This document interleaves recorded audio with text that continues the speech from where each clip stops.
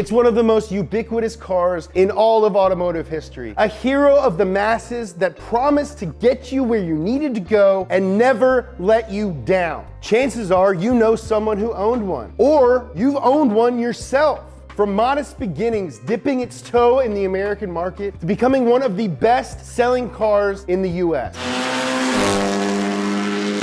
This is everything you need to know to get up to speed. This is everything you need to know to get up to speed. This is everything you need to know to get up to speed. You need to know to get up to speed. Everything you need to know to get up to speed on the Honda Civic!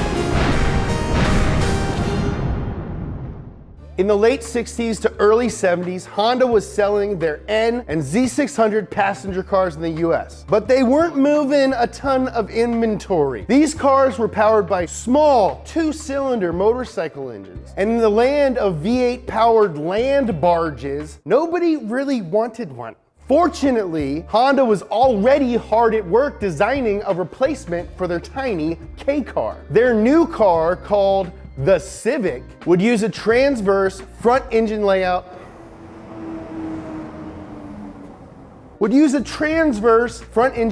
similar to the Mini over in England. Turning the engine sideways to turn the front wheels meant no running gear going to the back of the car, and that meant more room for passengers and stuff.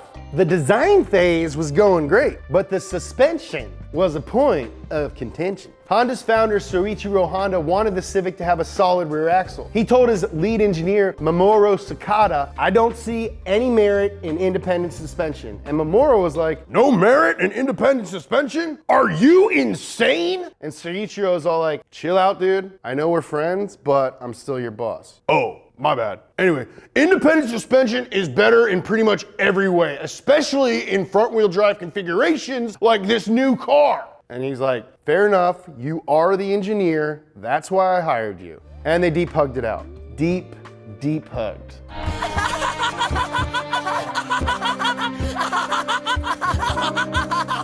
It's a legendary hug. Read about it on the internet. So the Civic would have independent suspension at all four corners, and that was about as far as the features go. Honda wanted the Civic to be a bare bones daily driver that was still engaging behind the wheel. The Civic's 71 cubic inch, 50 horsepower engine really liked to be driven at high revs, meaning you could make a lot of noise and feel like you were going fast without breaking 35 miles an hour. Honda sent the Civic to American shores in 1973 to a lukewarm reception. It was really good in the city, but that wasn't enough for people to hop on the Civic train. Not yet. That next year, federal law dictated that unleaded gas would be available at every gas station in the country, meaning catalytic converters could be added without getting clogged up with all those lead additives. Most car companies started freaking out, man, but the government was saying they had to put those weird unreliable catalytic converters on their exhaust, but not Honda. Why? Because their new CVCC engine in the Civic didn't need a cat. Almost 10 years earlier, Honda decided that they didn't trust those unreliable little boxes and wanted to make engines that ran cleaner instead of adding a scrubber to the exhaust. The compound vortex controlled combustion engine would run clean enough to pass emissions without a cat. The Civic was years ahead of its American competitors, and people started realizing they didn't really need a huge smog-belching sedan to get around town. Maybe they could live with something smaller. Jizz again. A few years go by and it's 1980. Time for the Civic's first refresh. Honda was aiming for staying power that would outlast the now fading gas crisis. To appeal to a wider market, Honda introduced 2 more trim levels to make the car more livable. The DX with a more efficient 5-speed, and the GL with a tachometer.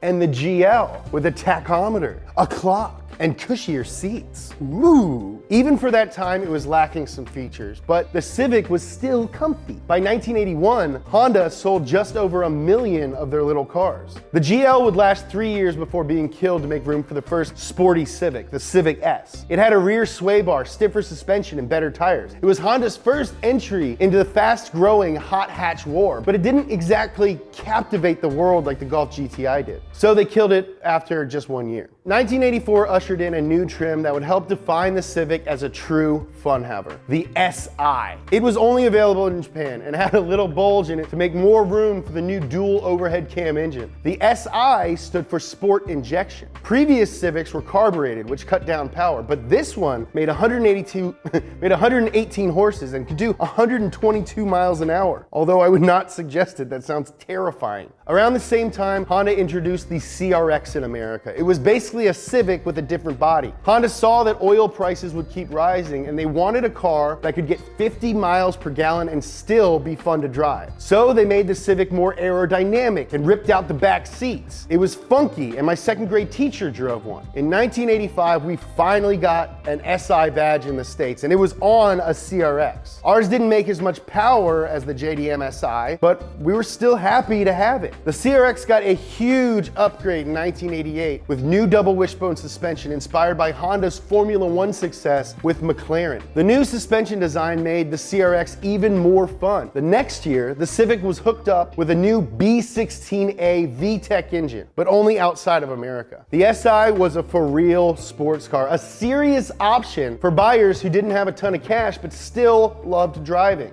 Another decade began and thus another Civic refresh was due. 1992 saw a smoother, more inviting Civic. The EG hatch kind of looked like an egg. And the SI version now made a punchy 125 horsepower and had rear disc brakes. The next year, two things happened. My son Nolan was born and Honda did something weird. If you wanted a sporty looking Honda with a target top, something that looked mid-engine but wasn't, and that was also front wheel drive, well, there's a new Civic for you. The Del Sol was the CRX's replacement and Honda's answer to the Mazda Miata. But unlike Mazda's Brit-inspired Roadster, the Del Sol was killed 3 years later in 1997. May he rest in peace. It was that year that Honda unveiled the sportiest Civic yet, and it wore a red badge. The Civic Type R, or EK9, was the first Civic meant for the track. It had a bare bones interior with bolstered seats to keep you in place, and a Momo steering wheel like an F1 car. Altogether, the Type R was 66 pounds lighter than the regular Civic, and made more power too. The Type R got its juice from the legendary B16B, making 182 horses with a redline of 8,400 RPM. The Type R was only available in Japan, which meant Honda fanboys over here were going insane that they couldn't get it. Instead of just whining about it, the Honda faithful started modifying their own Civics and making their own Type Rs. People were swapping B18s into their EFs and H22s into their EG hatches, all in search of a quicker quarter mile time. This phenomenon of modding Civics helped start a little thing called the tuner scene. It's sort of significant. The turn of the new millennium meant another new Civic. Now on its 7th generation, the 2001 Civic had new styling and a simplified suspension. Gone were the Formula One inspired double wishbones, with struts now in their place. The 7th gen also had its own Type R, but this time around, it was very egg-shaped. Still, a Type R is a Type R. The EP3 Type R was a hatch like the first one and made 212 horses from its K20A engine. It was a little more bulbous than its predecessor, but people still loved how it drove. The Gen 8 Civic showed up in 2006 and was a big departure from previous models. Honestly, it was kind of boring, but there was an SI, which had the usual SI flair of stiffer springs and sway bar and a limited slip differential to get you out of the turns quicker. We still didn't get the Type R over here, but there were now